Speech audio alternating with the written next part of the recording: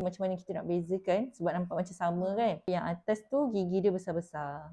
So nampaklah dekat retainer tu besar-besar. So macam mana nak buka, tolak je dia. Daripada tepi ni dia macam ada. Ungkit je dia keluar. Macam tu. So akan rasa macam air liur banyak. Nanti ni nak masukkan dia sama juga. Cari gigi center kat tengah tu. 2 gigi. Dia rasa macam masuk. So just tolak je. Dia bunyi klik, okey.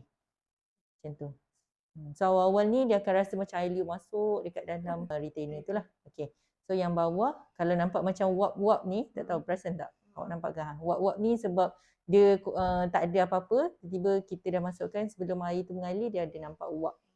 Wap air lah. So yang ni pun sama, nak tarik dia, just tolak je. Macam tu. Okay, dia click out macam tu dah. Dengan 2 tangan lagi better lah. Okay. So, ni nak pasang sama juga. Okay, cari gigi yang ni yang besar, yang ni. Lepas tu, tekan je bahagian belakang. Okay. So, ni untuk A6 ataupun clear retainer lah. Okay, so untuk yang Holey, Holey yang ni awak rasa macam dekat belakang gigi je. Yang Holey tu dia akan ada rasa tapak kat sini dengan kat dalam ni. Okay, sekejap. Kita bagi feel rasa dulu satu. Okay.